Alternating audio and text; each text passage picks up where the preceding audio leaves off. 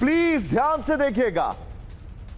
गुलशन भाई हल्का सा पुल आउट करते रहिए। अब मैं आपको जो दिखा रहा हूं उसको देखिएगा, हल्का सा पुल आउट करिएगा। यहां पर ये जो आपको दिखाई दे रहा है पूरे मिडल ईस्ट में, वेल डन टीम, पूरे मिडल ईस्ट में जो हालात हैं वो मैं आपको दिखा रहा हूं। क्या इसी फ्रेम में 50-50 में आप ब्रेकिंग ले सकते हैं? मेरे बगल में बड़ी खबर मैं आपको दिखा रहा हूं, ब्रेक करिए। मिडल ईस्ट में किसी भी वक्त शुरू हो सकती है भीषण जंग। ब्रेक करिए इस वक्त की बड़ी खबर, ब्रेक करिए जरा। मिडल ईस्ट में ये है middle east, well done team, absolutely marvellous work PCR. ये देखिए जरा, किसी भी वक्त इस मिडल ईस्ट में जंग शुरू हो सकती है।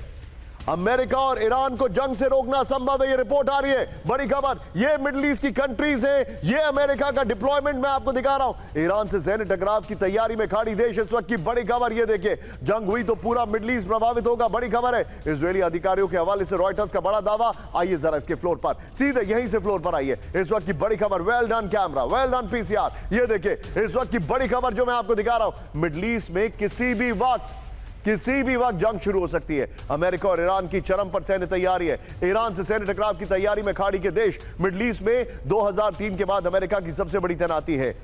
इस खबर, इस फ्लोर पे जो अमेरिका का 48 घंटे का काउंटडाउन है उसको लीजिए, और उसके बाद हम सुनील 3 ब्रेकिंग 3 शॉट पर आएंगे। सीधे चलिए हमारे मेहमान के पास। मेरे साथ जनरल अनुज माथुर सर मौजूद हैं। अनुज सर, सारे इंडिकेशंस हैं कि हमला होगा, सारे इंडिकेशंस बता रहे हैं कि अमेरिका ने अपने आप को इन्वेस्ट किया है कि हमला करेगा वो। मैं आपसे यह जानना चाह रहा हूं, अब इंतजार किसका कर रहे हैं ट्रंप? जय हिंद निशांत। देखिए, इंतजार वो नहीं कर रहे हैं। इंतजार क्या होता है, जब भी आप हमला करने की पूरी तरह से तैयारी कर लेते हैं। ये बात कल भी, 2 दिन पहले भी मैंने कही थी कि ये बहुत रियल एस्केलेशन है, और ये निश्चित रूप से ऑफेंसिव एस्केलेशन, बिल्कुल परफेक्ट ऑफेंसिव पोजीशन में वो आ गए हैं। लेकिन जो इन्होंने लेसन्स, जो हमेशा मिलिट्री लेसन्स जून 25 के उसके हैं, उसकी वजह से वो अपना डिफेंसिव एक्शन पूरा तैयार कर लेना चाहते हैं।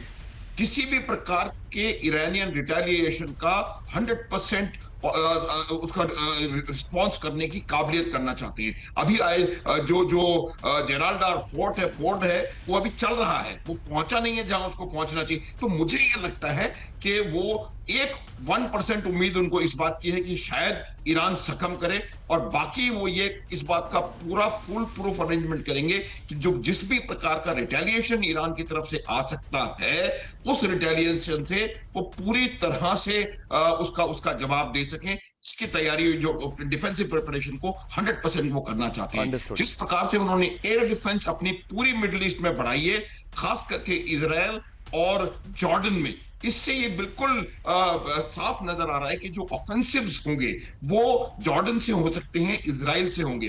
तीसरी चीज जो देखिए निशांत, वो ये है कि वो ईरानियन प्रॉक्सीज को दोबारा उन्होंने एड्रेस करना शुरू कर दिया है। रीजन बिल्कुल साफ है कि जब हमला थोड़ा सा शार्प रिएक्शन लूंगा क्योंकि आज हमारे पास थोड़ा समय कम है। आप मेरे साथ बने रहिए। लेकिन एक और बड़ी खबर, कैंप 4 पर रहिएगा। अब आपको जो मैं दिखा रहा हूं वो है इवैक्यूएशन। पूरे मिडल ईस्ट में फुल फ्रेम वापस पुल आउट करिए। पूरे मिडल ईस्ट में इवैक्यूएशन शुरू हो चुका है, और यह अपने आप में इंडिकेशन है कि वाकई में 48 घंटे या 24 घंटे हमला होने वाला है।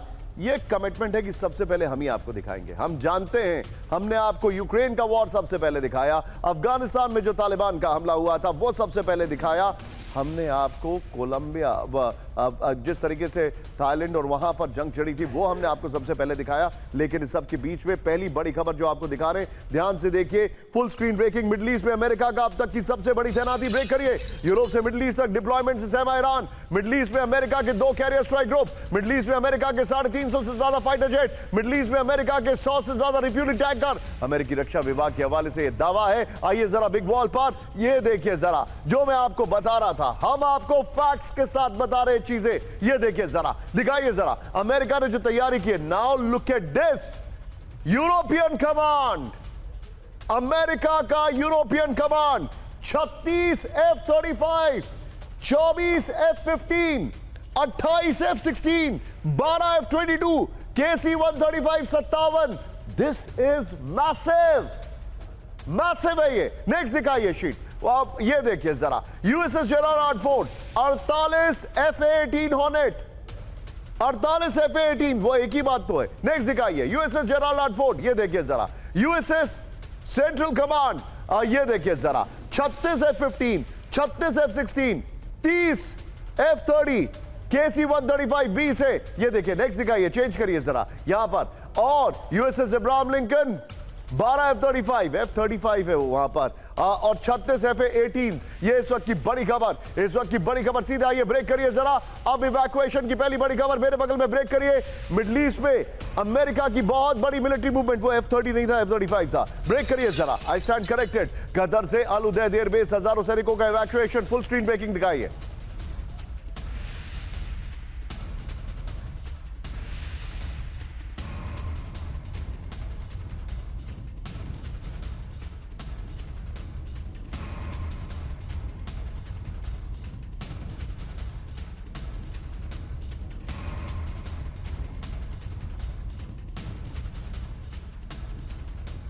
के अमेरिकी बेस में सैकड़ों सैनिकों की निकासी, बड़ी खबर। मिडिल ईस्ट के स्ट्रैटेजिक लोकेशन पर हो सकती है तैनाती। एक और बड़ी खबर जो मैं आपको दिखा रहा हूं, इवैक्यूएशन। बिग वॉल पर आइए जरा, इस वक्त की बड़ी खबर ये देखिए जरा। अब जो इवैक्यूएशन दिखा रहा हूं, ये देखिए, अमेरिकी मूवमेंट से हलचल, किसी भी वक्त कतर के अल उदैद एयरबेस से हजारों सैनिकों का इवैक्यूएशन। ये देखिए जरा, जो मैं आपको दिखा रहा हूं, ये है, ध्यान से देखिएगा, कतर कहां पर है? कतर ईरान के ठीक ऑपोजिट साइड में।